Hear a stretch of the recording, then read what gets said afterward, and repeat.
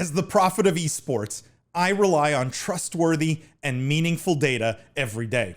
Data from our research partner, YouGov, offers the most complete view of esports fans and gamers in the world, providing context to who they are, what they think, the brands they buy, and things they do. YouGov's connected insights and research services inform strategy at every level. If you're a team, a brand, agency, or rights holder, you should be talking with YouGov. Their partners measure and maximize ROI and are telling compelling stories with data. Visit yougov.com/gaming-esports to learn more. Esports powerhouse Ninjas in Pyjamas agrees to merge with Chinese team. And so Ninjas in Pyjamas, which is based in Sweden, very well-known esports team, they've merged with a team called ESV5. I've not heard of this team. And they stream on it's an esports team, and they're merging with this counterpart to form a new entity which will be listed in the US. They're saying by year end, which is pretty soon. If it's going to be listed on NASDAQ, they're saying it'll be the first esports team in the US, and the combined revenue will be about $61 million for 2021. Neither party commented, so I don't know how true this rumor is, but it seems like it's coming from reputable sources. I guess my question for you guys is this a path we're going to see where a lot of esports teams needing liquidity are going to see public markets as a serious option, but to get there, they need scale, and so you're going to see a ton of consolidation. Like, it's weird to me to see Ninjas in Pyjamas, which is, top tier esports org. It used to be, at least. Yeah, merge with, at least I have never heard of them. I'm not saying I'm up to speed on every esports org in China, but like, I had never heard of this org. Is this just sort of a way to get scale to go public? Like, what is the play here?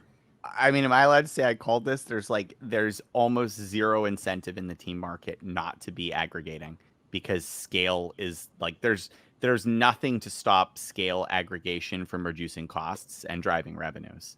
And in fact, there's every incentive. Literally read the book of esports. Like, I don't think it's anything to do with getting to the public markets.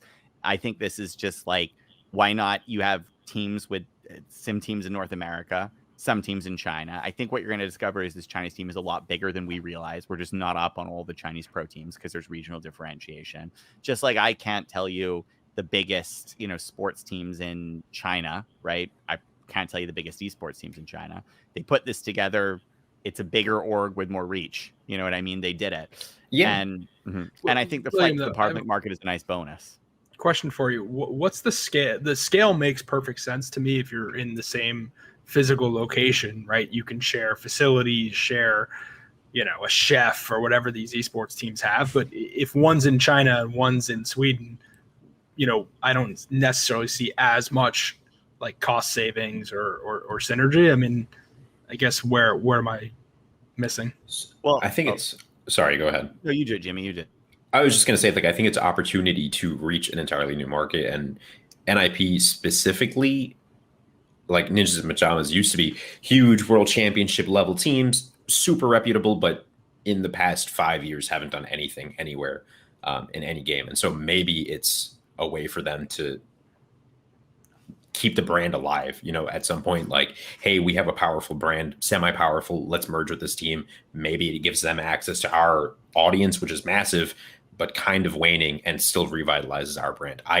The thing that what I'm most curious about is naming rights and the rest. Like, how is it going to go for NIP in the future? Is this the end of one of the most legacy teams in esports, or what? Like, what does this mean for the future of the space? So just to be clear, NIP has teams. Historically, Counter-Strike was their biggest. It's what they're most famous for. They have teams in Valorant, Rainbow Six, and FIFA. Okay. Well, ESV5 competes in League of Legends and Honor of Kings. So there's no overlap in the teams that they field. Mm-hmm. I'm sort of not buying the reasons beyond we need scale to go public, and we need to go public to get to access capital. But like, well, I'm sorry, go ahead. Well, I mean, like let's go over like all the benefits of adding scale, right? So now I have a larger audience, which I can sell my sponsorships and my merchandise and however else I have my revenue drivers to, right? I have incremental audience across language. So now I can take a game where I was only exposing, say, in English language or in Western markets, and now I can add equivalent exposure in Asian markets, right? I can cross-sell programs. So now I can have, whereas before I could only do North American sponsorship or European sponsorship, now I can do global sponsor. So there's huge synergies on the revenue side, right? And on the cost side, like, let's say I'm ESV5 or whatever there, and I'm not in Valorant, right? Do I need to start a Valorant team? It's a relevant game, probably, right? Like, so in certain sense, it's eliminating cost through deduplication. Again, I mean, like, I can keep going, but read the book. Like, I'm That's serious. more of an opportunity cost than a actual Well, cost. it's still cost deduplication, right? Like, eliminating an opportunity cost is still eliminating a cost. Like, that's why it has cost in it. It's not just opportunity, right? I think Bam! Econ it 101. might make just got sense on juiced. paper. The juice. I just drank the juice.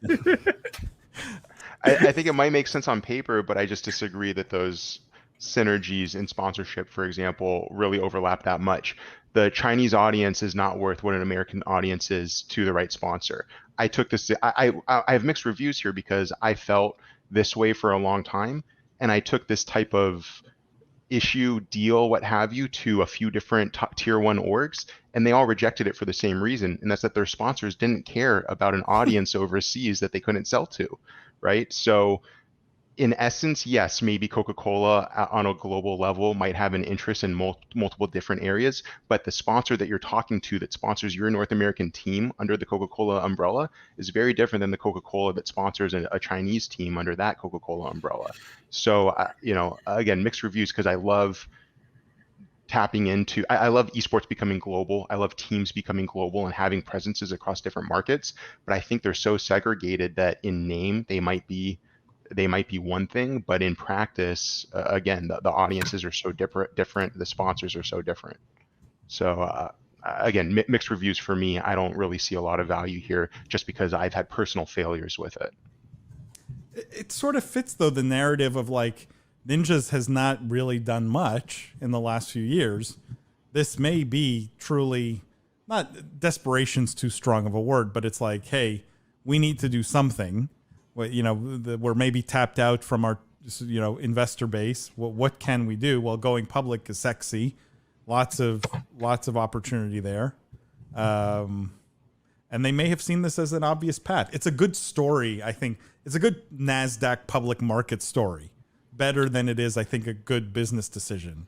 I really hope that this isn't the first esports team that goes public, because that'll just be another disappointing esports public company. There's so many better ones. Like, no, I know that, I guess there's Astralis and but in the US, Canada none, that just got right? bought, but no one on the US exchange. So I hope that the first one is one that really has something to bring to the table. Not to slander Ninjas in Pyjamas, but it like we all kind of agreed, it's a little bit of a tired brand and maybe a little bit more nostalgic than really popular currently. And then you add a Chinese brand. Like, to me, it just has the recipe of like a deal that people will get somewhat excited for, and then very quickly, like, the buzz will fade and it'll be another disappointing esports listing, which we don't need right now.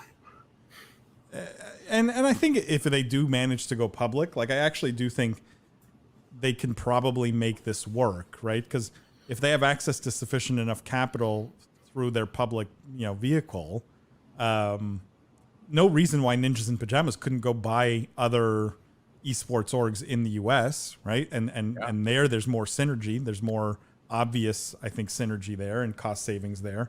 So I don't know. Yeah, right. Maybe they turn them into a winning team for once. Like, yeah, true. Sign great players.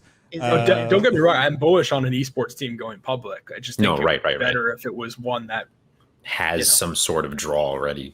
Yeah. Like, you want to see 100 Thieves or FaZe or... I think 100 Thieves would do really well being public. Yeah. Incredibly well. Yeah. I want to go back to, is anyone interested in the $61 million revenue number? Because that is pretty interesting. That's combined, right, William? Yeah, combined. But everyone is sort of saying, oh, like esports teams don't earn money. And I think no one is holding up Ninjas in Pajamas as like the ultimate, value. And, I don't know what ESV5 is bringing to the table, but I'm looking at that 61 million. I'm like, hey, that's a business. You know what I mean? Yeah, It's a great point. I think it might be time for us to rethink some of the expectations around teams' ability to generate revenues. And I think as we see more things, like I think, look, I think Astralis Group has some interesting financials. I think I forget the other ones that are public, but I think like as you look into them, like the revenue numbers are more interesting than you would think, right? Trent says Miskiff mentioned on stream that Tips and he have suggested they're taking OTK public. That's interesting. It's not like at that point, what are they taking public? It's literally more just like a stream team, right? Like it's not a right. They're not competing, right? I don't think OTK competes in any games. I don't think they own any franchise spots. I'd be curious if they could take literally just an aggregation of streamers and influencers public. Trent says EEG and Game are already public tickers. Don't they both own teams? Technically, yeah, right? EEG does not. Game didn't Game Square buy? Does Game EEG Square Oxygen? Didn't they buy the assets of They didn't buy Oxygen. Reciprocity? In that deal. They bought, or Game just bought what's the one in tech? The Jerry Jones. Complexity. Oh, Complexity, yeah. Yeah. Yeah, isn't that technically the first public on the NASDAQ, right? Isn't Canada. They're in Canada. Oh, Canada, okay. Oh, Well, you could argue Enthusiast was the first because they own Luminosity, and their NASDAQ when they went they uplisted to NASDAQ. It's funny the amount of time. Like, so when I first started looking at Enthusiast, probably almost 2 years ago at this point, like a big part of their investor story was that they own these teams, and it's amazing to see when you look at their deck now. You have to like literally try to find them talking about that, and I think they do a good job. Like when Adrian was on the podcast, I think he did a good job explaining why they own those teams and how they view them as like building communities. But it's funny that it's not really a big part of their investor story, and I think to their credit, I think it makes sense what they're doing. Oh, Game is Engine Media. I didn't realize that. Engine Media, do they own teams? I don't think they own teams. Torque doesn't field any teams, do they? I'm not familiar with Engine Media. I don't think They just went field a team. They just went onto NASDAQ, I think last week or something. Yeah. Oh, Yeah. wow. Another Toronto-based company. Robert says, why go public when you can sell your name to a crypto exchange for 210 million? Robert, that's Robert, that's you're one of the winning. smartest comments today. Yeah, That's so true. Yeah, that's extremely true. Why all the headaches of a public listing and public reporting and public governance and all these kinds of headaches when you just go rename yourself to TSM FTX? I'm surprised we haven't seen, on this note, guys, interesting. I'm surprised we haven't seen more naming deals coming fast and furious.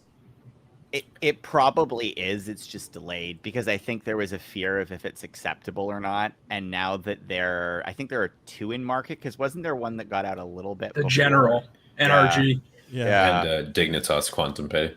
Yeah, That's like true. That's true. Yeah, good one, Jimmy. Like I think it's just like the floodgates are opening, and just the first ones have come out, and it's only been like 2 weeks. I'm like, where are all of them? I think they're all getting inked now.